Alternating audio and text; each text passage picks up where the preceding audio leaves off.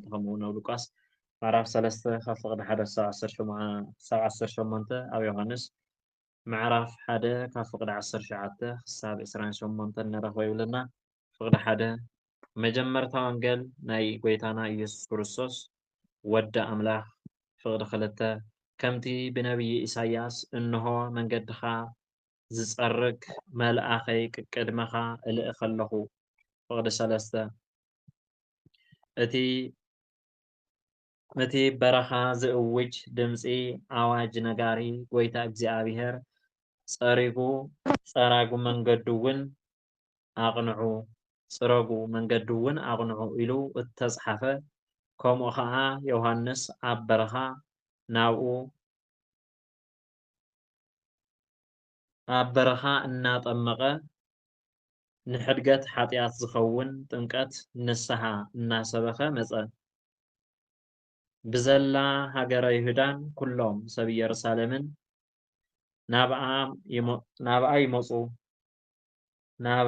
ናብኡ ይወፁ ብሓጢኣቶም እናተናዘዙን ኣብ ሩባ ዮርዳኖስ ባኡ ይጥመቑ ነበሩ ክዳን ዮሃንስ ካብ ፀጉሪ ግመል ዕጣቕ ሕቖ እውን ፍልቁ ነበረ ኣንበጣን መዓርሰን ካልን ይምገብ ነበረ ንሱ ከዓ ካባይ ዝበርትዐ ኣነ ደኒነ ንምፍታሕ ስራሕ ኣሳእኑ ዘይበቅዕ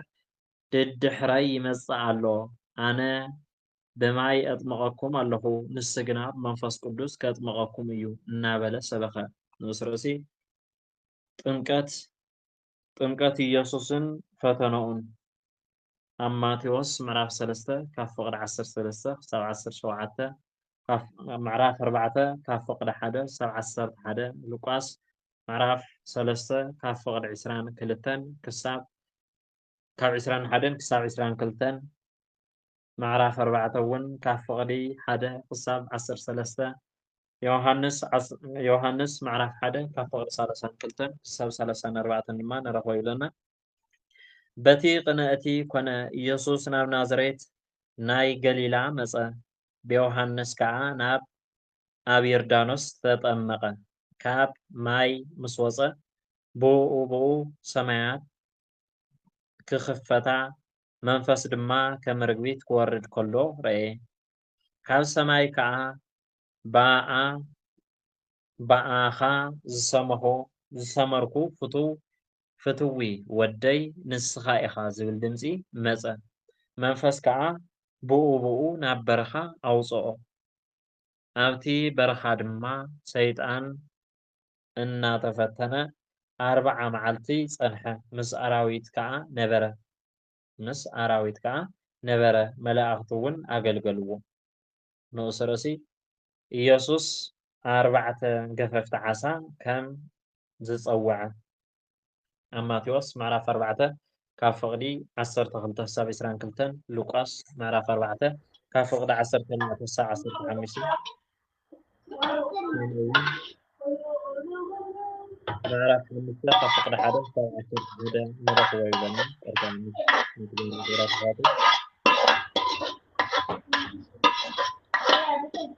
ኣድሚን ዘለና ስብስነ ስላሴ ድሕሪ ማእሰርቲ ዮሃንስ ከዓ ኢየሱስ ናብ ገሊላ መፀ እሞ እቲ ዘመን ተፈፀመ መንግስቲ ኣምላኽ ከዓ ቀረበት ተነስሑ ብወንጌል እውን እመኑ እናበለ ወንጌለ መንግስቲ ኣምላኽ ሰበኸ ኣብ ጥቓ ባሕሪ ገሊላ ክመላለስ ከሎ ስምዖንን እንድርያስን ሓውን ገፈፍቲ ዓሳ ነበሩ እሞ መርበቦም ኣብ ባሕሪ ክድርብዩ ከለዉ ረእዮም ኢየሱስ ድማ ገፈፍቲ ሰብ ክገብረኩም እየ ንዑ ሰዓቡኒ በሎም ብኡ መርበቦም ሓዲጎም ሰዓብዎ ካብኡ ንእሽቶ ሕልፍ ኢሉ ከዓ ያዕቆብ ወዲ ዘብዴዎስን ዮሃንስ ሓውን ኣብ ጀልባ መርበቦም ክዕርዩ ከለዉ ረእዮም ብኡ ፀውዖም ነቦኦም ዘብዴዎስ ምስ ግዝኣቱ ኣብ ጀልባ ሓዲጎምዎ ሰዓብዎ ሓዲጎም ሰዓብዎ ንጉስ ርእሲ ርኩስ መንፈስ ዝሓደረ ሰብ ከም ዘሕወየ ኣብ ሉቃስ ምዕራፍ 4 ካብ 31 ክሳብ 37 ንረኽቦ ይብለና ኣብ ቅፍርናሆም ኣተወ ብኡ ከዓ ብሰንበት ናብ ቤተ ጸሎት ኣትዩ መሃረ ከምቶም ጸሓፍቲ ዘይኮነስ ስልጣን ከም ዘለዎ ይምህሮም ነበረ እሞ በቲ ምህሮኡ ተገረሙ ኣብ ቤት ጸሎቶም ድማ ርኩስ መንፈስ ዘለዎ ሰብኣይ ነበረ ንሱ ከዓ ኢየሱስ ናዝራዊ ምሳኻ እሞ እንታይ ኣሎና ክተጥፍአና ዶ መጻእኻ ኣንታ ናይ ኣምላኽ ቅዱስ መን ምዃንካ ፈሊጥናካ ኣሎና ፈሊጠካ ኣለኹ እናበለ ጨደረ ኢየሱስ ከዓ ስቕበል ካብኡ እውን ውፃእ ኢሉ ገንሖ እቲ ርኩስ መንፈስ ከዓ ፈንጠርጠር ኣበሎ ብዓብዪ ድምፂ እናጨደረ ከዓ ካብኡ ወፀ ኩሎም ድማ እንታይ እዩ እዚስ እንታይ ሓድሽ ምህሮኡ እዩ ንርኩሳን መናፍስቲ ብስልጣን ይእዝዞም ንሳቶም ከዓ ይእዘዝሉ ኣለዉ እናበሉ ንንሕድሕዶም ክሳብ ዝተሓታተቱ ሰንበዱ ወርኡ ድማ ብኡ ናብ ኩላ ሃገረ ገሊላ መፀ ንኡስ ርእሲ ዮሃንስ ንሓማት ጴጥሮስን ንኻልኦት ሕሙማትን ከም ዘሕወየ ኣብ ማቴዎስ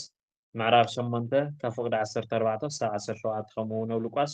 ምዕራፍ 4 ካብ 38 ክሳብ 41 ንረኽቦ ካብ ቤት ጸሎት ወፂኡ ድማ ብኡ ምስ ያዕቆብን ዮሃንስን ናብ እንዳ ስምዖንን እንድርያስን ኣተወ ሓማት ስምዖን ከዓ ዓሶ ሓሚማ ነበረት ብኡ ብዛዕባኣ ነገርዎ ንሱ ድማ ናብኣ ቀሪቡ ኢዳ ሒዙ ኣተንሳኣ ብኡ ተዓሶ ሓደጋ ንሳ እውን ኣገልገለቶም ምስ መሰየ ፀሓይ ምስ ዓረበት ሕማም ዘለዎም ኣጋንንት እውን ዝሓደሮም ኩሎም ናብኡ ኣምፅኡ ብዘላ እታ ከተማ ከዓ ኣብ ገበላ ተኣከበት ብዙሕ ዝዓይነቱ ሕማም ዘለዎም ብዙሓት ሕሙማት ከዓ ኣሕወየ ብዙሓት ኣጋንንት እውን ኣውፅአ እቶም ኣጋንንቲ ከዓ ይፈልጥዎ ነበሩ እሞ ክዛረቡ ኣይፈቀደሎምን ንኡስ ርእሲ ኢየሱስ ኣብ ገሊላ ከም ዝመሃረ ሉቃስ ምዕራፍ 4 ካብ 42 ክስካብ 44 ንረኽቦ አንጊሁ ተንሲኡ ገና ለይቲ ከሎ ወፀ ናብ ጽምዊ ቦታ ከይዱ ድማ ኣብኡ ጸለየ ስምዖንን እቶም ምስኡ ዘለውን ድማ ክደልይዎ ኸዱ ምስ ረኸብዎ ከዓ ኩሎም እምበር ይደልዩኻ ኣለዉ በልዎ ምስ ረኸብዎ ከዓ ኩሎም እምበር ይደልዩኻ ኣለዉ በልዎ ንሱ ድማ ምእንትዚ እየ ወፂአ ዘለኹ እሞ ኣብ ካሊእ ኣብዚ ቀረባ ዓድታት ኣብኡ ክሰብኽ ንዑናይ ንኸይድ በሎም ኣብ ጸሎቶም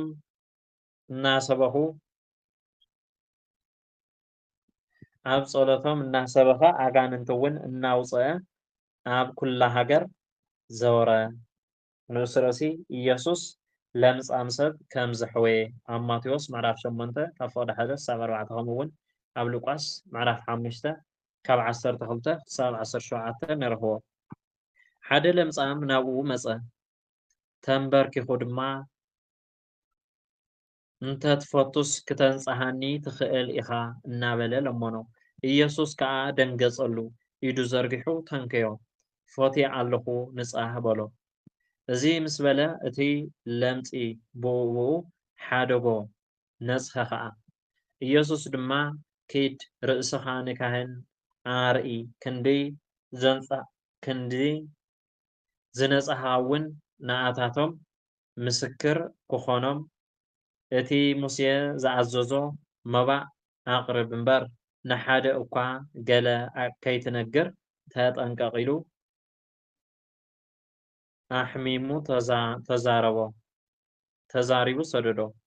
ኣሕሚሙ ተዛሪቡ ሰደዶ ንሱ ግና ወፂኡ ብዙሕ ክሰብኽን ነቲ ነገር ከውርዮን ጀመረ። ኢየሱስ ከዓ ኣብ ወፃኢ ኣብ ጽምዊ ስፍራ ነበረ። ካብ ኩሉ ወገን ድማ ናብኡ ይመጹ ነበሩ እምበር ብግልጺ ናብ ከተማ ከኣቱ ኣይኮነሉን ይብለና። ኣሜን። ስለ ቃሉ ናይ ቃል እግዚአብሔር ኣምላክ ናይ ቃል በዓል ዝኾነ እግዚአብሔር ኣምላክ ዝኸበረን ዝተመስገነን ይሁን። ዝነጠበ ዝበለ እግዚአብሔር ኣምላክ ብኣፍሪካን ቅዱሳን መላእክት ይታረመና። እግዚአብሔር ኣምላክ ይኽበረለን። አሜን። ቃለ ሕይወት ይስማዕልና። ስለ ቃሉ ናይ ተቃሉ ዓልየት ቅዱስ እግዚአብሔር ኣምላኽና ስሙ ዝኸበረን ዝተመስገነን ይሁን። ወንጌል ማርቆስ መቅድም ማርቆስ ካብቶም 72 ኣርድእት ሓደ እዩ። ካብቶም 72 ኣርድእት ሓደ ነዚ ወንጌል ዝፀሓፎ ማርቆስ ካልኣይ ስሙ እውን ዮሃንስ እናተባሃለ ይፅዋዕ እዩ። ወንጌል ማርቆስ 16 ዓበይቲ ምዕራፋትን 85 ንኡሳት ክፍልታትን ዝሓዘ እዩ። ናይዚ ወንጌል እዚ ዋና ሓሳብ ድማ ወንጌል ናይ ወዲ እግዚአብሔር ናይ ክርስቶስ ነገር ዘብስር ከም ዝኾነ እዩ ዝገልጽ። ወንጌል ማርቆስ ኣብ 5 ዓበይቲ ክፍልታት ይኽፈል። ቀዳማይ ምዕራፍ 1 ካብ ቁጥሪ 1 ክሳብ ቁጥሪ 11 ዘሎ ኮይኑ ስብከት ዮሃንስ መጥምቕን ጥምቀት ኢየሱስን ይገልጽ። ካልኣይ ምዕራፍ 1 ቁጥሪ 12 ክሳብ ምዕራፍ 9 ቁጥሪ 50 ዘሎ ኮይኑ ጎይታ ኣብ ገሊላ ዝመሃሮ ትምህርትን ዝገበሮ ተኣምራትን ይገልጽ። ሳልሳይ ምዕራፍ 10 ቁጥሪ 1 ክሳብ ቁጥሪ 52 ዘሎ ኮይኑ ናብ ኢየሩሳሌም እንዳደየበ ዝመሃሮ ትምህርትን ዝገበሮ ተኣምራትን ይገልጽ። ራብዓይ ምዕራፍ 11 ቁጥሪ 1 ክሳብ ምዕራፍ 13 ቁጥሪ 32 ዘሎ ኮይኑ ጎይታ ናብ ኢየሩሳሌም ብክብሪ ምእታውን ኣብ ቤተ መቅደስ ኣብ ደብረ ዘይቲ ዝመሃሮ ትምህርትን ይገልጽ። ሓምሻይ ምዕራፍ 14 ቁጥሪ 1 ጀሚሩ ክሳብ ምዕራፍ 16 ቁጥሪ 20 ዘሎ ኮይኑ ናይ ጎይታ መከሩን ስቅለቱን ሞቱን ትንሳኤኡን ዕርገቱን ይገልጽ ማለት እዩ። ወንጌል ማርቆስ ናይ ተግባር ወንጌል ይበሃል። ናይ ተግባር ወንጌል እናተባሃለ ይፅዋዕ ወንጌል ማርቆስ። እዚ ወንጌል እዚ ኣብ ሮም ኮይኑ ይፅሕፍዎ ቅዱስ ማርቆስ ኣብ ሮም ኮይኑ ናይ ሮም ሰባት ጽሕፍዎ ንናይ ግብፂ ሰባት ጽሕፍዎ ዝብል ታሪክ እውን ኣሎ። እዚ ወንጌል እዚ ዝተፃሓፈሉ ጎይታና ኢየሱስ ክርስቶስ ካብ ዝኣርግ ኣብ 11 ዓመቱ ጠቅላላ ጎይታና ኢየሱስ ክርስቶስ ካብ ዝውለድ ኣብ 44 ዓመቱ ዝተፃሓፈ ወንጌል እዩ። ቀላውዲዮስ ቄሳር ካብ ዝነግስ ድማ ኣብ 8 ዓመቱ ዝተፃሓፈ ወንጌል እዩ። ቅዱስ ማርቆስ ካብ 72 ኣርድእት እዩ። ነዚ ወንጌል እዚ ድማ ጽሒፉ ማለት እዩ። ወንጌል ብ4 ሰባት እያ ተፃሒፋ፣ 2 ካብ ሃዋርያት፣ 2 ከዓ ካብ ሰብዓ ኣርድእት። እቶም ካብ ሃዋርያት ማቴዎስ እና ዮሃንስ እዮም። ካብ ሰብዓ ኣርድእት ድማ ቅዱስ ማርቆስ እና ሉቃስ እዮም ማለት እዩ። ሉቃስ እዚ ቁጥሩ ካብ 72 ኣርድእት እምበር ካብ ሃዋርያት ኣይኮነን ማለት እዩ። ነዛ ወንጌል እዚኣ ከዓ ቅዱስ ማርቆስ ብ44 ዓመተ ምህረት ጎይታና ኢየሱስ ክርስቶስ ካብ ዝውለድ 44 ካብ ዝኣርግ ድማ ኣብ 11 ዓመቱ ነዛ ወንጌል እዚኣ ጽሒፍዋ ማለት እዩ። ምዕራፍ 1 7 ንኡሳት ክፍልታት ዝሓዘት እያ። ቀዳማይ ስብከት ዮሃንስ መጥምቅ፣ ካልኣይ ጥምቀት ጎይታና ኢየሱስ ክርስቶስን ፈተኑኡን፣ ሳልሳይ ኢየሱስ ክርስቶስ ንደቀ መዛሙርቱን 4 ደቀ መዛሙርቲ ከም ዝፀወዐ፣ ራብዓይ ጎይታና ኢየሱስ ክርስቶስ ርኩስ መንፈስ ሓዲርዎ ዝነበረ ሰብ ከም ዝፈወሰ፣ ሓምሻይ ኢየሱስ ክርስቶስ ንሓማት ጴጥሮስ ከም ዝሐወያ ብዙሓት ሕሙማት እውን ከም ዝሐወየ፣ ሻድሻይ ጎይታና ኢየሱስ ክርስቶስ ኣብ ገሊላ ከም ዝመሃረ ሻውዓይ ጎይታና ኢየሱስ ክርስቶስ ለምጽ ዝሓዞ ሰብ ከም ዘንጽሐ ቀዳማይ ክፋል ስብከት ዮሃንስ መጥምቅ ናይ ወዲ እግዚአብሔር ናይ ኢየሱስ ክርስቶስ ወንጌል ናይ መጀመርታ ወንጌል እዚ እዩ ኢሉ ቅዱስ ማርቆስ ዝብል ከሎ ናይ ወዲ እግዚአብሔር ናይ ጎይታና ኢየሱስ ክርስቶስ ወንጌል መጀመርታ እዚ እዩ። ወንጌል ማለት ብስራት ስብከት ማለት ይልና ኣለና ቋንቋ ግሪክ ኮይኑ ወንጌል ማለት ስብከት ብስራት ማለት እዩ። እዚ ናይ መጀመርታ ናይ ጎይታና ናይ ኢየሱስ ክርስቶስ ብስራት እዩ። ናይ ብስራቱ መጀመርታ ናይ ክርስቶስ ብስራት መጀመርታ እዚ እዩ ኢሉ ቅዱስ ማርቆስ ብናይ ጎይታና ኢየሱስ ክርስቶስ ብስራት እዩ ዝጅመር ከምቲ ኣብ መጽሓፍቲ ነቢያት ዝተጻሓፈ ኢሉ ናይ ጎይታና ኢየሱስ ክርስቶስ ናይ ስብከቱ ወይ ከዓ ናይ ብስራቱ መጀመርያ እዚ እዩ ታዩ ከምቲ ብነቢያት ዝተጻሓፈ ብነቢያት ተቀዲሙ ዝተጻሓፈ እንሆ ጎደና እግዚአብሔር ጽረጉ መንገድታቱ እውን አቅንዑ እናበለ ሓደ ኣብ ምድረ በዳ ዝእውጅ ድምፂ ወይ ከዓ ኣዋጅ ነጋሪ ቅድሚ መንገድኻ ዝጸርግ ልኡኸይ ክሰድድ እየ ኢሉ ብነቢያት ዝተጻሓፈ ምእንቲ ክፍጸም ኣቀዲሙ ብነቢይ እዚ ቃል እዚ ኣብ ትንቢተ ኢሳይያስ ምዕራፍ 42 እና ቁጥሪ 3 ትንቢተ ሚልክያስ ምዕራፍ 3 ቁጥሪ 1 ንረኽቦ ቃል ሚልክያስ ማለት እዩ። ቅዱስ ማርቆስ ዝብል ዘሎ ናይ ወንጌል ናይ ጎይታና ኢየሱስ ክርስቶስ ናይ ስብከት መጀመርቱ እዚ እዩ ከም ተቀዲሙ ብነቢያት ዝተነገረ እንሆ መንገድታት እግዚአብሔር ጽረጉ ጎዳናኡ እውን አቅንዑ እናበለ ኣዋጅ ዝነግር ናይ እግዚአብሔር መልአክ ቅድሚኡ እውን ጎደኑኡ ዝጸርግ ክላኣኽ እዩ ተባሂሉ ከም ዝተነገረ ናይ ወንጌል መጀመርታውን እዚ እዩ። ዮሐንስ መጥምቅ ቅድሚ ክርስቶስ ዝመጸ ዮሐንስ መጥምቅ እዩ። ቅድሚ ክርስቶስ ትምህርቲ ዝጀመረ ዮሐንስ መጥምቅ እዩ። እቲ ኣዋጅ ዝተነገረሉ ትንቢት ዝተነገረሉ ዝተባሃለ መንገዲ ጽረጉ እንዳበለ ኣዋጅ ዝነግር ዝበሃል ዘሎ ዮሐንስ መጥምቅ እዩ። መልአኸይ ተባሂሉ ዘሎ ዮሐንስ መጥምቅ እዩ። ኣዋጅ ነጋሪ ተባሂሉ ዘሎ እውን ዮሐንስ መጥምቅ እዩ። መንገድታቱ አቅንዑ ናይ እግዚአብሔር መንገዲ ኣቶም ልዕል ዝበልኩም ከም እንባ ልዕል ዝበልኩም ትሕት በሉ ትሕትና ሓዙ ኣቶም ዘይተስተኻኸለ ጽርግያ ዝኾንኩም እውን ተስተኻኸሉ ኣቶም ትጎዳጉዱ እውን ይምላእ ማለት ተስፋ ዘይብልኩም እውን ተስፋ ሓዙ እቲ ናይ ተስፋ ክርስቶስ እቲ ናይ ተስፋ ጎይታ ክርስቶስ ይመጻሎሞ መንገድታቱ ጽረጉ እንዳበለ ናይ እግዚአብሔር መንገዲ ዝጸርግ መልአኸይ ክልእኽየ ተባሂሉ ብነቢያት ከም ዝተነገረ ናይ ወንጌል መጀመርቱ እዚ እዩ። ዮሐንስ መጥምቅ እዩ ትምህርቲ ዝጀመረ መጀመርያ እዩ ዝብል ዘሎ ዮሐንስ ኣብ ምድረ በዳ እናጥመቐን ንስርየት ሓጢአት ዝኸውን ናይ ንስሐ ጥምቀት እናሰበኸ መጸ ዮሐንስ መጥምቅ ኣብ ምድረ በዳ በረኻ ስለ ዝዓበየ ኣብ በረኻ ይሁዳ መንግስተ ሰማያት ቀሪባ እያሞ ንስሐ እተው እናበለ ንስርየት ናብ ናይ እግዚአብሔር መንግስቲ ንኽትኣቱ ናይ ንስሐ ዘብቅዕ ጥምቀትን እናሰበኸን እናጥመቐን መጸ ቅድሚ ጎይታና ኢየሱስ ክርስቶስ 6 ወርሕ ቀዲሙ ስብከት ስለ ዝጀመረ ዮሐንስ መጥምቅ ኩሎም ሰባት ይሁዳን ኣብ ኢየሩሳሌም ዘለዉ ድማ ናብኡ እንዳኸዱ ሓጢአቶም እናተናዘዙ ኣብ ሩባ ዮርዳኖስ ብኢድ ዮሐንስ ይጥመቁ ነበሩ። ዮሐንስ ንኩሎም ሰባት ናይ ንስሐ ጥምቀት የጥምቆም ነይሩ። ንኩሎም ህዝቢ ብኢድ ዮሐንስ ሓጢአቶም እንዳኣመኑ እናተናዘዙ ብኢድ ዮሐንስ ይጥመቁ ነይሮም። ዮሐንስ ኢሉ እቲ ናይ እግዚአብሔር መልአኸይ ቅድሚኻ ክሰድድ እየ ኣዋጅ ነጋሪ መንገዲ እግዚአብሔር ጸርግ ተባሂሉ ዝተነገረሉ ዮሐንስ ክዳኑ ካብ ጸጉር ገመል ነበረ ካብ ጸጉር ገመል ዝተሰርሐ ክዳን ነበረ ዕጣቁ ድማ ኣዲም ነበረ ማለት ዘይለፍዐ ቆርበት ኣብ ሕቁኡ ዓጢቁ ነበረ ዮሐንስ መጥምቅ ዕጣቁ ዘይለፍዐ ቆርበት ነበረ ቀለቡ እውን አንበጣን መዓር ጸደንያን ነበረ ዮሐንስ ዝምገቦ ዝነበረ ምግቢ መዓር ጸደንያን አንበጣን ወይ ከዓ አንበጣ ዝተባሃለ እጽ ይምገብ ነይሩ ዕንጨይቲ ከም ቆጽሊ ነገር ከምቲ አንበጣ እውን ብቆሪት ካብቶም ዘይብልዑ እንስሳታት ተባሂሎም ተኸልኪሎም ዝነበሩ ዘይኮነስ ካብቶም ዝብልዑ ዝነበሩ እዩ። እዚ እውን ኣብ ኦሪት ዘሌዋውያን ምዕራፍ 11 ቁጽሪ 22 ከይድና ምርኣይ ንኽእል ኢና አንበጣ ካብቶም ዝብልዑ ምግቢ እምበር ካብቶም ርኩሳት ተባሂሉ ዝተፈለየ ምግቢ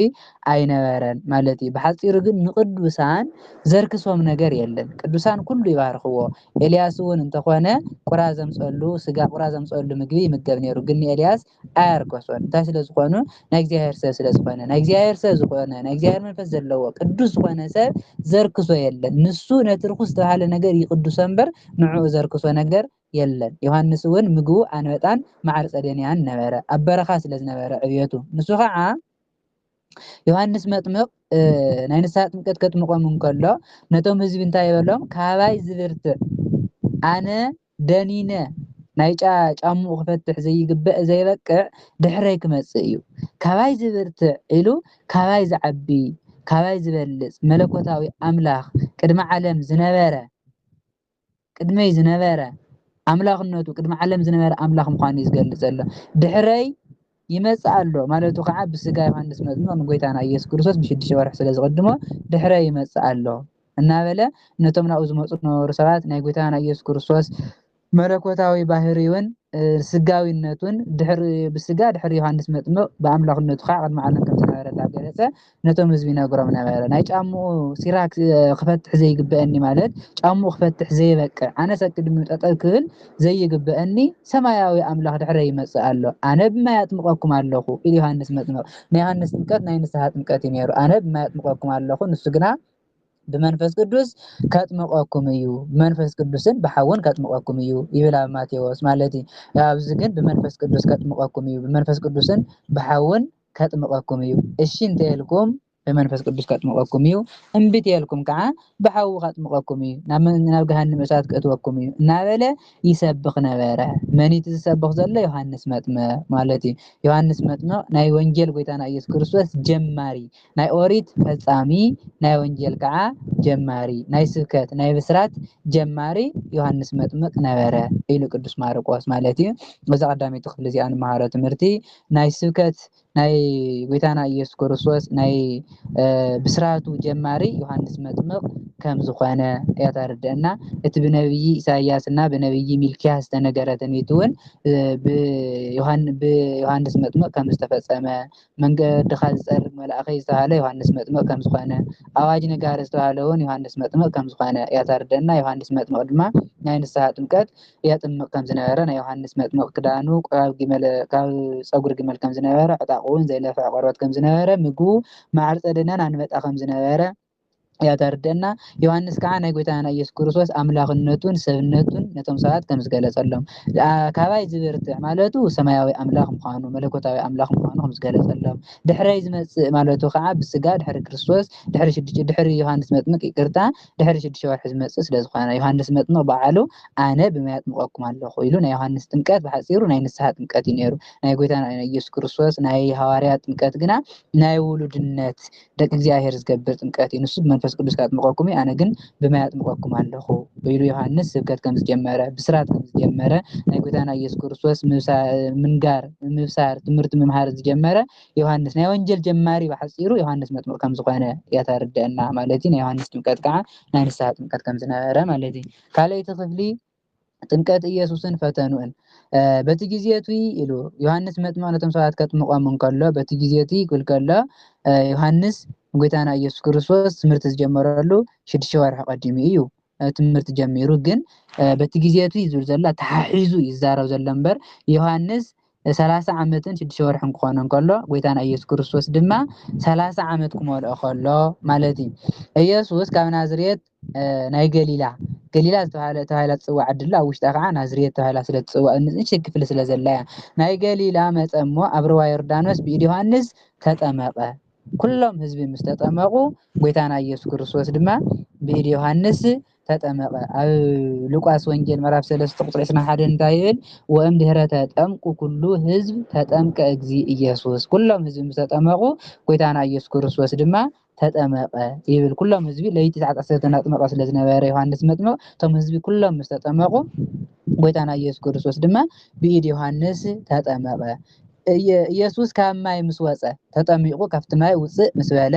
ሽዑ ንሽዑ ሰማያት ተኸፈተ ሰማይ ተኸፈተ ማለት እዩ ሰማይ ተኸፈተ ክብል ከሎ ከዓ ሰማያዊ ምስጢር ተገለጸ ማለት ከምቲ እናገለጽናዮ ፀናሕና ሰማያዊ ምስጢር ተረኣዩ ዘይፈልጥ ምስጢር ተረኣየ ተገለጸ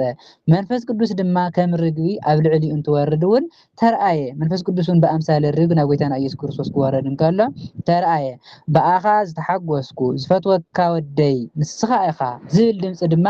ካብ ሰማያት ተሰምዐ ሰማያዊ ምስጢር ተገለጸ ሰማይ ተኸፈተ ማለት ሰማያዊ ምስጢር ተገለጸ ጎይታና ኢየሱስ ክርስቶስ ክጥመቕ እንከሎ ሰማይ ተኸፊቱ ክበሃል እንከሎ ተረኣዩ ዘይፈልጥ ምስጢር ተነጊሩ ዘይፈልጥ ምስጢር ቅድሚኡ ዘይፍለጥ ዝነበረ ምስጢር ሽዑ ተገሊፁ ሽዑ ተረኣዩ ማለት እዩ እዚ እውን ናይ ስላሴ ሓድነትን ሰለስትነትን ናይ እግዚአብሔር ሓድነትን ሰለስትነትን ዝተገለጸሉ መዓልቲ እዩ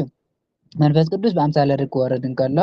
ክርስቶስ ኣብ ባሕሪ ኮይኑ ክጥምቕ እንከሎ ኣብ እውን እቲ ዝፈትዎ ወደይ እዚ እየ ክብል እንከሎ ሰለስትነቶም ዝተገለጸ ብግልጽ ዝተገለጸ ጎይታና ኢየሱስ ክርስቶስ ክጥምቕ እንከሎ ኣብ ሩባ ዮርዳኖስ እዩ ማለት እዩ ሰማያዊ ሰማይ ተኸፈተ ማለት ምስጢር ሰማያዊ ምስጢር ተገለጸ ማለት ዝበልናዮ እዚ እዩ ቅድሚኡ ተረኣዩ ዘይፈልጥ ሰማያዊ ምስጢር ተገለጸ ናይ ጎይታና ኢየሱስ ክርስቶስ ኣምላኽ ምዃኑ ወዲ ኣምላኽ ምዃኑ መንፈስ ቅዱስ እውን ከም ዝወረደሉ ሓድነቶምን ሰለስትነቶምን በዚ ዕለት እዚ ተገለጸ ማለት እዩ ሽዑ ንሽዑ ከዓ መንፈስ ቅዱስ ናብ በረኻ ወሰዶ ኢሉ ጎይታና ኢየሱስ ክርስቶስ ምስ ተጠመቐ ወዲያው ምስ ተጠመቐ ንጎይታና ኢየሱስ ክርስቶስ መንፈስ ቅዱስ ናብ በረኻ ወሰዶ ክብል ከሎ መንፈስ ቅዱስ ወሰዶ ክብል ከሎ ኣብዚ ክነስተውዕሎ ዘለና ኣገዲዱ ወሲድዎ ማለት ዘይኮነ ብፍቃዱ ብድልየቱ ናብ በረኻ ከደ ማለት እዩ ብፍቃዱ ብድልየቱ ኣብቲ በረኻት ድማ ብሰይጣን እናተፈተነ 40 መዓልትን 40 ለይትን ጸንሐ ቅዱስ ማርቆስ ታሪክ ክጽሕፍ እንከሎ ሕጽር ኣቢሉ እዩ ዝገልጽ እዚ ኣብ ማቴዎስ ወንጌል ብግልጺ ተማሂርና ኢና ጎይታና ኢየሱስ ክርስቶስ 40 መዓልትን 40 ለይትን ከም ዝጾመ ሰለስተ ዓይነት ፈተና ከም ዝተፈተነ ሰለስተ ዓይነት ፈተናውን ሰይጣን ከም ዘሸነፎ ኣብ ማቴዎስ ወንጌል ብደንቢ ተማሂርና ኢና ማርቆስ ግን ሕጽር እናበለ ስለ ዝገልጽ 40 መዓልትን 40 ለይትን ጾመ ኢሉ ኣብቲ በረኻ 40 መዓልትን 40 ለይትን ጸኒሑ ምስ ኣራዊት ኣብ በረኻ ምስ ኣራዊት ነበረ ንሰይጣን እውን ኣሸነፎ መላእክቱን መጽኦም ኣገልገልዎ ኢሉ ቅዱስ ማርቆስ ታሪክ ሕጽር እናበለ ስለ ዝገልጽ ቅዱስ ማርቆስ ማለት እዩ እምበር ጎይታና ኢየሱስ ክርስቶስ 40 መዓልትን 40 ለይትን ክጸውም ከሎ ሰይጣን ሰለስተ ዓይነት ፈተና ከም ዘምጽአሉ ብትዕቢት ብስስዐ በአፍቅሮ ንዋይ ከም ዝፈተኖ ብትዕቢት ክመጽእ እንከሎ ብትሕትና በአፍቅሮ ንዋይ ክመጽእ እንከሎ ብጸሊአ ንዋይ ብትዕቢት በአፍቅሮ ንዋይ ብስስዐ ክመጽእ እንከሎ ድማ ብትዕግስቲ በዘን ሰለስተ ነገራት እዚኣተን ንሰይጣን ከም ዘሸነፎ ኣብ ማቴዎስ ወንጌል ምዕራፍ 4 ብደንብ ተማሂርና ኢና ማርቆስ ሕጽር እናበለ ስለ ዝገልጾ እዩ እሺ ኣብዛ ካልአይቲ ክፍሊ እዚኣ ንመሃሮ ትምህርቲ ድማ ጎይታና ኢየሱስ ክርስቶስ ከም ዝተጠመቐ ጎይታና ኢየሱስ ክርስቶስ ምስ ተጠመቐ እውን ሰማያዊ ምስጢር ከም ዝተገለጸ ኣብን ወልድን ኣብን መንፈስ ቅዱስን ከም ዝተገለጹ ናይ ስላሴ ሓድነትን ሰለስትነትን ዝተገለጸ ጎይታና ኢየሱስ ክርስቶስ ክጥምቕ ከሎ ከም ዝኾነ ጎይታና ኢየሱስ ክርስቶስ ብፍቃዱ ናብ በረኻ ከይዱ 40 መዓልትን 40 ለይትን ከም ዝጾመ ንሰይጣን ከም ዘሸነፈ ምስ ኣራዊት ከም ዝነበረ በረኻ ኣራዊት ስለ ዘለዎ ምስ ኣራዊት ነይሩ ማለት ከዓ ኣብቲ በረኻ ኣራዊት ስለ ዘለዎ እዮም መላእክቲ ድማ አገልገልዎ ንሰይጣን ከም ዘሸነፈ መላእክቲ መጽኦም ከም ዝተላእኽዎን ከም ዘገልገልዎን እያ ተረድአና ዘኻለይቲ ክፍሊ ማለት እዩ ሳልሰይቲ ክፍሊ ጎይታና ኢየሱስ ክርስቶስ ኣስገርቲ ዓሳ ከም ዝጸወዐ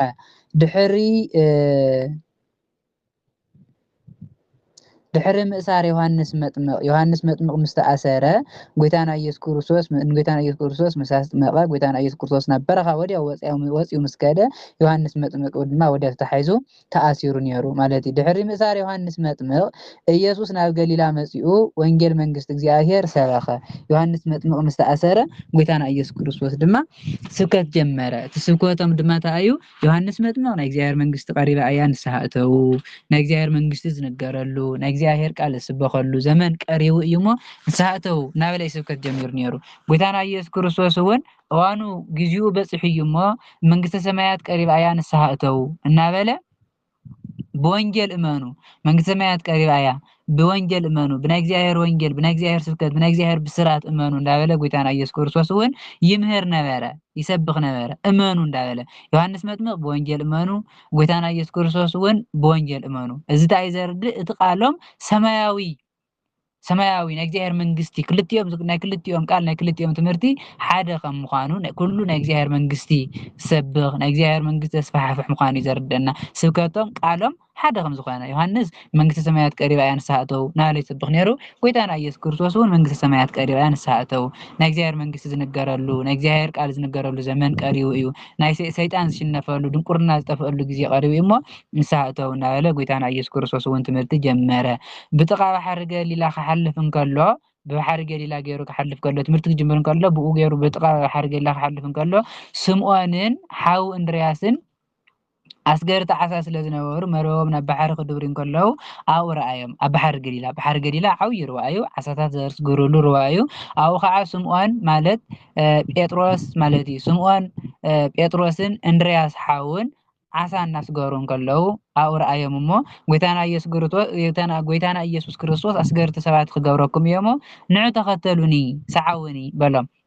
نساتهم መረቦም ሓዲጎም ሽዑ ንሽዑ ተኸተልዎ ጎይታ ነዞም ሰባት እዚኣቶም ንዑ ከምቲ መረበብኩም እንዳደብረኹም ናብቲ ባሕሪ ዓሳታት ተስግሩ ዘለኹም ወናይ እግዚኣብሔር ቃል እናሰበኽኩም ወንጌል እንዳሰርኩም ሰባት ተስግሩ ክገብረኩም እየ እሞ ንዑ ተኸተሉኒ ምስ በሎም ንሶም ከዓ ኩሉ ነገሮም ሓዲጎም ደድሕሪ ጎይታና ኢየሱስ ክርስቶስ ተኸተሉ ካብኡ ቁሩብ ሕልፍ ምስ ቁሩብ ንእሽተይ ሕልፍ ምስ በለ ድማ ንያዕቆብ ወዲ ዘብዴዎስን ንሓው ዮሃንስን ኣብ ጃልቦኦም ኮይኖም መርበቦም ከመዓራርዩ ከለው ክሓፅቡ ከለው ረኣዮም ንዓቶም ረኣዮም እሞ ንዖም እውን ፀውዖም ንዑ ተኸተሉኒ ይበሎም ልክዕ ከምቲ ጴጥሮስና ንእንድርያስ ዝበሎም ንዖም እውን መስገርቲ ሰባት ክገብረኩም እዮ እሞ ንዑ ተኸተልኒ ኢሉ ፀውዖም ንሳቶም ከዓ ናቦኦም ዘብዴዎስ ምስ ሰራሕተኛታቱ ኣብ ጃልባ ሓዲጎምዎ ተኸተልዎ ንጎይታ ተኸተሉ ኣርባዕቲኦም ደቀ መዛሙርት ናይ መጀመርያ ደቀ መዛሙርት ተፀውዑ እዞም ኣርባዕተ እዚኣቶም እዮም ቀዳማይ ጴጥሮስን እንድርያስን ካልኣይ ያዕቆብን ዮሃንስን ክልቲኦም ሕዋት እዮም ጴጥሮስን እንድርያስን ሕዋት እዮም ያዕቆብና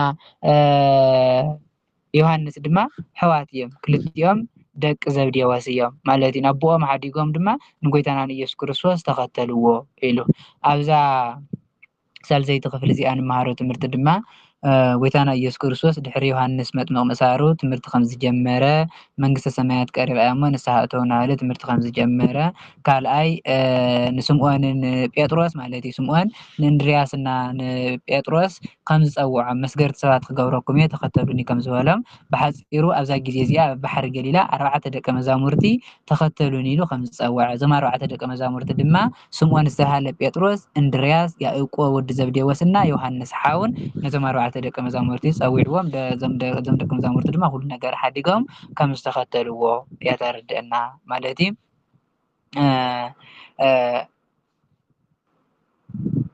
ራብዒቲ ክፍሊ ጎይታና ኢየሱስ ክርስቶስ ርኩስ መንፈስ ዝሓደረ ሰብ ከም ዝሓወየ ኢየሱስን ደቀ መዛሙርቱን ናብ ቅፍርናሆም ከዱ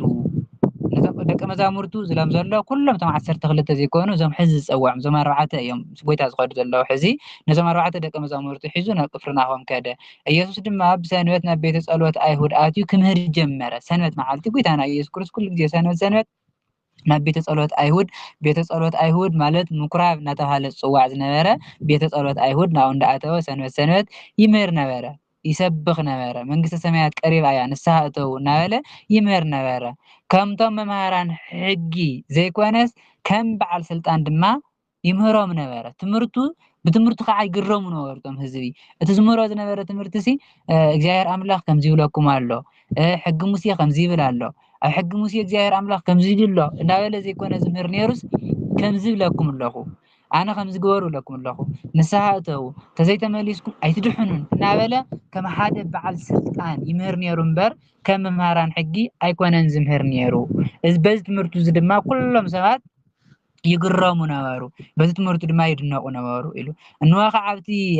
ኣብያተ ጸሎት ኣብቲ ጸሎት ቤት ወይ ከዓ ኣብቲ ምኩራብ ርኩስ መንፈስ ዝሓደሮ ሓደ ሰብ ነበረ ጋኔን ዝሓደሮ ርኩስ መንፈስ ዝሓደሮ ሰብ ነበረ እናኣወየ ድማ ድምፂ እናስመዐ ናይ ናዝሬት ኢየሱስ ንስኻ ምሳና እንታይ ኣለካ ከተጥፈአና ዶ መፂኻ ኢኻ ንስኻ ናይ እግዚአብሔር ቅዱስ ምዃንካ ፈሊጥ ኣለኹ ንስኻ ናይ እግዚአብሔር ቅዱስ ወዲ እግዚአብሔር ወዲ ሕያው እግዚአብሔር ምዃንካ ይፈልጥ እየ እሞ ግዜና ከይበፅሐ ናንጠፍአሉ ንእሰረሉ ግዜ ከይበፅሐስ ከተጥፈአና ዶ መፂኻ እናበለ እቲ ሰይጣን ኣብቲ ማእኸል ህዝቢ ድምፁ እናስመዐ ኣቢሉ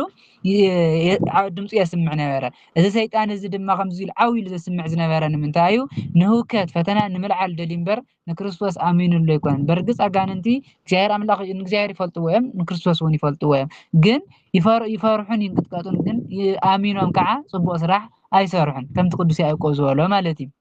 ኣብዚ ግዜ ዝረኣቶም ኣጋንንቲ በርግጽ ብልቦም ኣሚኖም ዘይኮኑስ ከያጥፍኦም ስለ ዝፈርሑ ግዜና ከይበፅሐ ከይተጥፍአና ደመፂኻ እናበሉ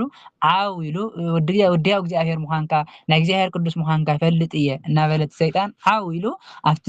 ብኣብያተ ጸሎት ድምፁ ኣስምዐ ኢየሱስ ስቕበል ኢልዎ። ምክንያቱ ዝናገሮ ዘሎ ቃል ልባዊ ዘይኮነ ኣፍኣዊ ቃል ስለ ዝኾነ ስቕበል ካብኡ ውፃእ ኢሉ ኣዘዞ። ካብኡ ውፃእ ኢሉ ምስ ኣዘዞ እቲ ርኩስ መንፈስ ከዓ ነቲ ሓዲርዎ ዝነበረ ሰብኣይ ብጣዕሚ ፈርፈር ኣበሎ አንቀጥቀጦ ዓፍራ ክሳብ ዝዕፍሮ ነቲ ሰብኣይ እሱ አንቀጥቂጦ ሓደጎ ብዓብይ ድምፂ ድማ እናኣወየ ካብኡ ወፀ ክተጥፍአና ደመፂኻ ግዜና ከይበፅሐ እናበለ ነቲ ሰብኣይ እውን እንዳጨነቀ ፈርፈር እናበለ ነቲ ሰብኣይ እናዕፈረ ካብቲ ሰብኣይ ወፂኡ ከደ ኩላቶም ከዓ እንታይ ደኣ እዩ እዚ ኢሎም ተደነቁ ኣብቲ ምኩራብ ዝነበሩ ሰባት እዚ ነገር እዚ እንታይ እዩ እዚ ሓድሽ ትምህርቲ እዚ ኸ እንታይ እዩ ንርኩሳት መናፍስቲ ብስልጣን ይእዝዞም ከም በዓል ስልጣን ብቃሉ ይእዝዞም ንሳቶም ከዓ ይእዘዝሉ እናበሉ ኩሎም ሰባት እቶም ዝነበሩ ንሳቶም እናተጠያየቁ ብዛዕባ እዚ ነገር ይግረሙ ነበሩ። ከመይ ዝበለ ተኣምር እዩ ከመይ ዝበለ ሓይሊ እዩ ንርኩሳት መናፍስቲ ብስልጣን ይእዝዞም ከም ብናይ እግዚኣብሔር ስም ዘይኮነስ ብናይ እግዚኣብሔር ስም ውፅኡ ለኩም ኣለኹ ዘይኮነ ዝሎም ውፅኡ ይብሎም ንሶም ከዓ ይእዘዝሉ ይወፁ ኣለዉ ከመይ ዝበለ ሓይሊ ከመይ ዝበለ ተኣምር እናበሉ እዞም ሰባት እዚኣቶም በቲ ናይ ጎይታ ሓይሊ በቲ ናይ ጎይታ ተኣምር ኩሎም ቶም ዓለምና ተናገሩ ይድነቁ ነበሩ ይግረሙ ነበሩ። ሽዑ ናይ ጎይታና ናይ ኢየሱስ ክርስቶስ ዝናኡ ኩሉ ገሊላ ከባቢ ወፀ ተሰምዐ። ጎይታና ኢየሱስ ክርስቶስ ከምዚ ገይሩ ኣብ ምኩራብ ከይዱ ክምህር እንከሎ ከምዚ ገይሩ ጋኔን ኣውፅኡ ጋኔን ዝሓደረ ሰብ ፈዊሱ እቶም ኣጋንንቲ እውን ወዲ እግዚኣብሔር ኢሎም መስኪሮምሉ ከምዚ ኢሎም ይዛረቡ ነይሮም እቶም ሰባት እውን ከምዚ ኢሎም ተደኒቆም ዝብል ናይ ክርስቶስ ዝና ኣብ ገሊላን ኣብ ከባቢኣን ኣብ ኩሉ ተሰምዐ ኢሉ ኣብዛ ራብዒቲ ክፍሊ እዚኣ ንመሃሮ ትምህርቲ ድማ ጎይታና ኢየሱስ ክርስቶስ ኣብያተ ጸሎት ኣይሁድ እንዳኸደ ይምህር ከም ዝነበረ ቀዳማይ ነገር ካልኣይ ትምህርቱ ድማ ከም መምሃራን ሕጊ ዘይኮነስ ከም ሓደ በዓል ስልጣን እብለኩም ኣለኹ ግበሩ ለኩም ኣለኹ እናበለ እምበር እግዚኣብሔር ከምዚ ይብለኩም ኣሎ እናበለ ይምህር ከም ዘይነበረ ሳልሳይ ጎይታና ኢየሱስ ክርስቶስ ነቲ ርኩስ መንፈስ ሓደረ ሰብ ከም ዝፈወሶ እቶም ርኩሳት መናፍስቲ ርኩስ መንፈስ ሓዲርዎ ዝነበረ ርኩስ መንፈስ ኣብቲ ሰብ ኮይኑ ከዓ ወዲ እግዚኣብሔር ኢኻ ግዜ ከይጠፍእ ክትጥፍአኒ ዲኻ መፂኻ እናበለ ከም ዝፈርሐን ከም ዝደንገጠን ጎይታና ኢየሱስ ክርስቶስ ስቕበል ውፃእ ኢሉ ብስልጣኑ ከም ዘውፅኦ እቶም ሰባት ከዓ ብናይ ክርስቶስ ሓይልን ተኣምርን ከም ዝተደነቁን ከም ዝተገረሙን ዝንኡ ከዓ ብኩሉ ከባቢ ከም ዝተሰምዐ እያ ትምህረና እዛ ራብዒቲ ክፍሊ እዚኣ ማለት እዩ። ሓምሸይቲ ክፍሊ ጎይታና ኢየሱስ ክርስቶስ ንሓማት ጴጥሮስ ከም ዝሐወያ ብዙሓት ሕሙማት እውን ከም ዝሐወየ ሽዑ ኢየሱስ ካብ ቤተ ጸሎት ኣይሁድ ወፂኡ ምስ ያዕቆብን ዮሃንስን ናብ እንዳ ስምዖንን እንድርያስን ኣተወ ናብ እንዳ ስምዖንን እንድርያስን ገዛ ከደ ስምዖን ጴጥሮስ ማለት እዩ ጴጥሮስ በዓል ሓዳሪ ነይሩ ሓማት ጴጥሮስ ማለት ሰበይቲ ነይራትዎ ማለት ንጴጥሮስ ኣርባዕተ እዮም ነቶም ኣርባዕተ ደቀ መዛሙርቲ ሒዙ ካብ ኣብያተ ጸሎት ወፂኡ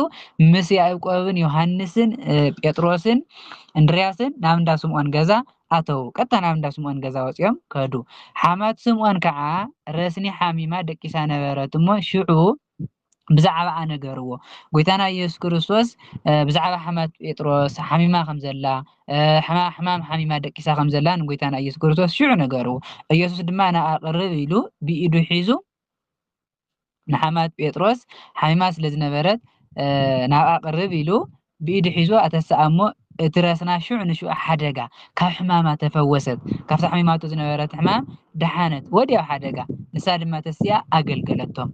ዝበልዕዎ ምግቢ ኣቅረበትሎም ዝደልይዎ ነገር ኩሉ ኣቅረበትሎም ካብ ሕማማ ተፈዊሳ ጎይታና ኢየሱስ ክርስቶስ ሓሚማ ኣላ ሕማም ረስኒ ሒዝዋ ደቂሳ ኣላ ኢሎም ምስ ነገርዎ ካብ ሕማማ ፈዊስዋ ንሳ ከዓ ተስያ ትዘድልዮም ነገር ኣገልገለቶም ማለት ኣቅረበትሎም ፀሓይ ዓሪቡ ምስ መሸየ ምሸት ኣጋግዘ ምስ ኮነ ንኩሎም ሕሙማትን ኣጋንንቲ ዝሓደርዎምን ድማ ናብኡ ኣምፅእዎም ናብ ቤት ስምዖን ማለት እዩ ናብ ቅፍርናሆም እንዳ ስምዖን ከሎ ኣብ ቤት ስምዖን ከሎ ምስ መሸየ ብዙሓት ሕሙማት ኣጋንንቲ ዝሓደርዎም ሰባት ሒዞም ናብ ጎይታ መፁ ኩላቶም ሰባት እታ ከተማ ድማ ኣብቲ በሪ ተኣከቡ ኣብቲ ገዛ እንዳ ስምዖን ዙርያ ተኣከቡ ብዙሓት ሕሙማት ኣጋንንቲ ዝሓደርዎም ብዙሓት ሰባት ሒዞም ኣብቲ በሪ እንዳ ስምዖን ተኣከቡ ንሱ ድማ ብዝተፈላለየ እቶም ሰባት ብዝተፈላለየ ሕማም ዝሳቀዩ ብዙሓት ሰባት ስለ ዝነበሩ ንኩሎም ኣሕወዮም ብዙሓት ዝተፈላለየ ሕማም ዝሓዞም ዝተፈላለየ ሕማም ዝሰቃዩ ሰባት ስለ ዝነበሩ ንኩሎም ካብቲ ስቃዮምን ካብቲ ሕማሞምን ኣሕወዮም ብዙሓት እውን ኣጋንንቲ ዝሓዞም ስለ ዝነበሩ ነቶም ኣጋንንቲ እውን ብቃሉ ውፁ እናበሉ ነቶም መናፍስቲ ካብ ውፃእ እናበለ ነቶም ኣጋንንቲ ነቶም መናፍስቲ እውን ያውፅኦም ነበረ እቶም ኣጋንንቲ ከዓ ንሱ መን ምዃኑ ይፈልጡ ስለ ዝነበሩ ክዛረቡ ግና ኣይፈቀደሎምን ልክዕ ከምቲ ቀዳማይ ዝነበረ ጋኔን ንስኻ ወዲ እግዚኣብሔር ኢኻ ናይ እግዚኣብሔር ቅዱስ ኢኻ ክተጥፍአና ዶ መፂኻ እናበሉ ክዛረቡ ይደልዩ ነይሮም ግን ጎይታና ኢየሱስ ክርስቶስ ክዛረቡ ኣይፈቀደሎም ሱቅ ኢልኩም ውፁ ኢሉ ኣዘዞም ንሶም ከዓ ይወፁ ነበሩ እቶም ሕሙማት እውን ይፍወሱ ነበሩ ኢሉ ኣብዚ ሓምሸይቲ ክፍሊ እዚኣ ንመሃሮ ትምህርቲ ድማ ጎይታና ኢየሱስ ክርስቶስ ምስ ኣርባዕቲኦም ደቀ መዛሙርቱ ናብ እንዳ ስምዖን እንዳ ጴጥሮስ ገዛ ከም ዝኸደ ንሓማት ጴጥሮስ እውን ካብ ሕማማ ከም ዝፈወሳ ንሳ እውን ተሲኣ ከም ዘገልገለቶም ፀሓይ ምስ ዓረበ ብዙሓት ኣጋንንቲ ዝሓደርዎም ብዙሓት ሕሙማትን ናብኡ ከም ዘምፅእሉ ንኩሎም ከዓ ዝተፈላለዩ ሕማም ዝነበሮም ከም ዝፈወሶም ነቶም ኣጋንንቲ ዝሓደርዎም እውን ኣጋንንቶም ከም ዘውፅአሎም ከም ዘድሐኖም እያ ትምህረና እዛ ሓምሸይቲ ክፍሊ ማለት እዩ ሻድሸይቲ ክፍሊ ጎይታና ኢየሱስ ክርስቶስ ኣብ ገሊላ ከም ዝመሃረ ኢየሱስ ጎህ እንተይቀደደ ማለት ገና ከይወግሐ ገና ዕሪኡ ከይወግሐ እንከሎ ፀልማት እንተሎ ተሲኡ ወፀ ናብ ፅምዊ ቦታ ከዓ ከይዱ ኣብኡ ፀለየ ነፃ ዝኾነ ፅምዋ ዘለዎ ቦታ ናብኡ ከይዱ ጎይታና ኢየሱስ ክርስቶስ ለይትን ጎህ ወፂኡ ፀለየ ጎይታና ኢየሱስ ክርስቶስ ዝፅልዮ ዘሎ ፀሎት ከም ሰብነቱ ብሰብነቱ ይፅሊ ስለ ዝኾነ ከም ሰብነቱ ጎይታና ኢየሱስ ክርስቶስ ናብ ፅምዊ ቦታ ከይዱ ፀለየ እዚ ድማ ንዓና ኣብነት እዩ ንስኻትኩም እውን ክትፅልዩ ከለኹም ኣብ ፅምው ዝበለ ቦታ ራብሻ ኣብ ዘይብሉ ኣእምሮኹም ኣብ ዘይስረቀሉ ቦታ ፀልዩ ኢሉ ንዓና ኣብነትን ትምህርትን ንምሃብ ጎይታና ኢየሱስ ክርስቶስ ናብ ፅምው ዝበለ ቦታ ከይዱ ለይትን ጎህ ወፂኡ ፀለየ ኢሉ ስምዖንን ነቶም ምስኡ ዝነበሩን ማለት ስምዖን ጴጥሮስ ያዕቆብ እንድርያስ ማለት እዩ እዞም ደቀ መዛሙርቲ እዚኣቶም ምስኡ ዝነበሩ ከይዶም ጴጥሮስ ስምዖን ማለት እዩ እንድርያስ ያዕቆብን ዮሃንስን ዞም ኣርባዕተ ደቀ መዛሙርቲ እዮም ምስኡ ዝነበሩ ተባሂሎም ዘለው ክደልይዎ ከዱ ጎይታና ኢየሱስ ንሶም ከይረኣይዎ ወፂኡ ለይትን ካብኦም ተፈልዩ ስለ ዝኸደ እዞም ኣርባዕተ ደቀ መዛሙርቲ እቶም ምስኡ ዝነበሩ ክደልይዎ ናብኡ ወፂኦም ከዱ ምስ ረኸብዎ ከዓ ጎይታ ምስ ረኸብዎ ኩሉ ሰብ እኮ ይደልየካ ኣሎ ኩሉ ሰብስ ንዓኻ ይደልይካ ኣለው በልዎ እቶም ህዝቢ ኩሎም ከምቲ ዝፈወሰሎም ካልኦት እውን ንዑ ክፍውሰሎም ክምህሮም ደልዮም ዝተኣከቡ ሰባት ብዙሓት ነይሮም ማለት እዩ ሕዚ እዞም ኣርባዕተ ደቀ መዛሙርቲ ናብኡ ከይዶም ደልዮም ረኺቦም ጴጥሮስ ኩሉ ሰብ እኮ ይፅበየካ ኣሎ ይደልየካ ኣሎ ኢሎም ነገረዎ ንሱ ድማ ኣብኡ ምእንቲ ክሰብኽ ናብተን ኣብ ከባቢ ዘለዋ ካልኦት ዓድታት ንኺድ ብዛዕባ እዙይ እየ ከዓ መፅየ ዝፅሊ ዘለኹ በሎም ጎይታና ኢየሱስ ክርስቶስ ዝፅልዮ ዝነበረ ፀሎት ንምንታይ እዩ ትምህርቲ ንክምህር ኣገልግሎቱ ክቃነዐሉ ብዙሓት ሰባት እውን ንክኣምኑ ምእንቲ እዩ እዚ ድማ ንመምሃራን ኣብነት ንምዃን ክትምህሩ ከለኹም ፀሎት ጸልዩ ትዝማሃርኩሞ ትምህርቲ ምእንቲ ናብ ልቢ ከኣቱ ምእንቲ ክስማዕ እቶም ኣመንቲ እውን እዝነ ልቡናኦም ከፊቶም ምእንቲ ክሰምዑኹም ኣቀዲምኩም ፀሎት ጸልይኹም መሃሩ ንማል ኣብነት ንምሃቢ ጎይታና ኢየሱስ ክርስቶስ እንታይ ኢልዎም ናብ ካልኦት ዓድታት እውን ክኸይድ ዘለኹ ኣብቲ ካልእ ዓዲ ከይደ እውን ክምህር ምእንቲ እዚአ እውን ዝፅሊ ዘለኹ ዝፅልዮ ዘለኹ ፀሎትስ ኣብ ካልኦት ከባቢታት ኣብ ካልኦት ዓድታት ከይደ ምእንቲ ክምህር እዩ ኢሉ ንጴጥሮስን እንድርያስን ያዕቆብን ዮሃንስን ነቶም ደቀ መዛሙርቱ ከምዚ ኢሉ ተናገሮም ኣብ ኣብያተ ጸሎት ኣይሁድ እናሰበኸን ኣጋንንት እውን እናውፀ ኣብ ኩሉ ገሊላ ይዘዋወር ነበረ ገሊላን ከባቢኣን ኣብ ዙርያ ጎይታና ኢየሱስ ክርስቶስ ኣብ ምኩራብ እንዳኣተወ እንዳምሃረ ወንጌል እናሰበኸ ናይ እግዚአብሔር መንግስቲ እንዳብሰረ ኣጋንንቲ እናውፀ ሕሙማት እናፈወሰ ኣብ ገሊላን ከባቢኣን ይዘዋወር ነበረ ኢሉ ኣብዛ ሻድሸይቲ ክፍሊ እዚኣ ንመሃሮ ትምህርቲ ድማ ጎይታና ኢየሱስ ክርስቶስ ኣብ ገሊላ ከም ዝመሃረ ጎይታና ኢየሱስ ክርስቶስ ዝጸለዮ ጸሎት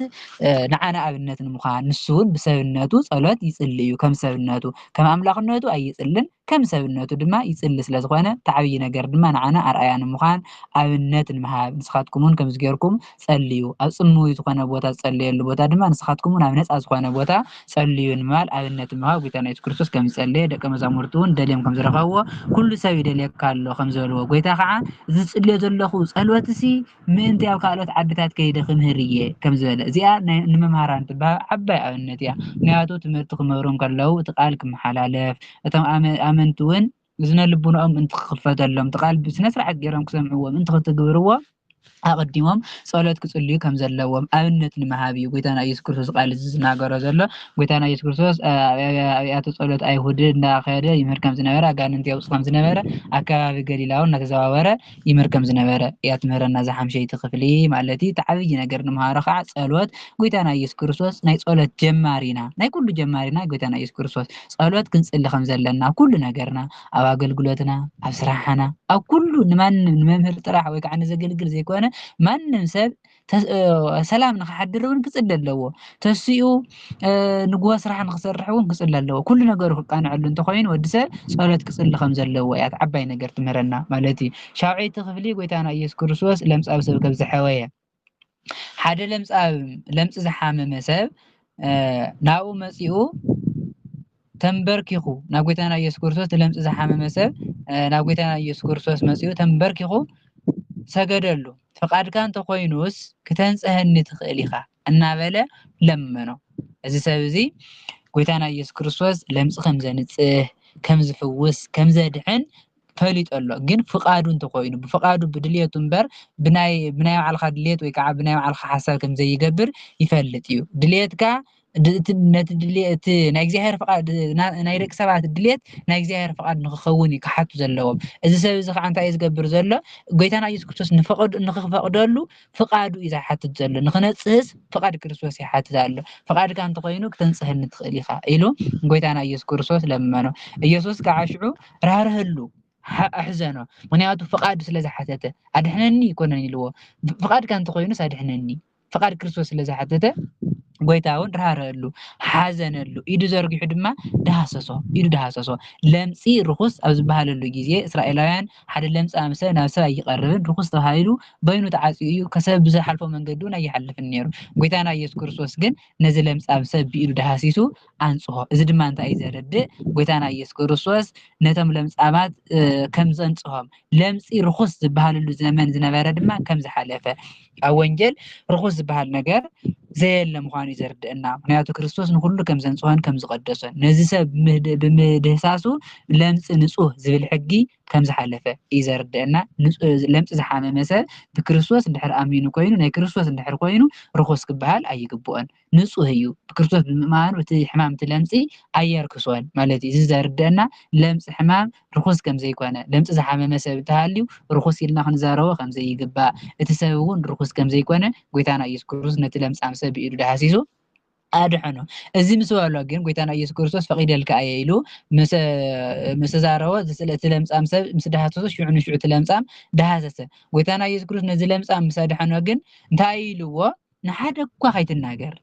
يتنكو خلنا حدا كو هيتناجر مغيات انت سلا زخوانا ايو لمس زحامة مساوينيا بتحق ايهود بحق اسرائيل حدا لمس زحامة مساو كام لمسو انت ناسيهوكا اتوملك اتوم كهانات مرميرمو منس اهو ترائيو ناي سرعات منصو مسوعات اقريو دحريو ازي سابزي ناسيهيو نابيت مقدس ايتو تهاي ليك اتو زقبو انبر سيئلو اي اتو نيرو تمرميرو بدن بتمرميرو اتو نيرو حزد ما قويتانا يسوع كريستوس تتنقا نمانم كيتناجر تبلو زلم دهاسيسو سي أنتيهني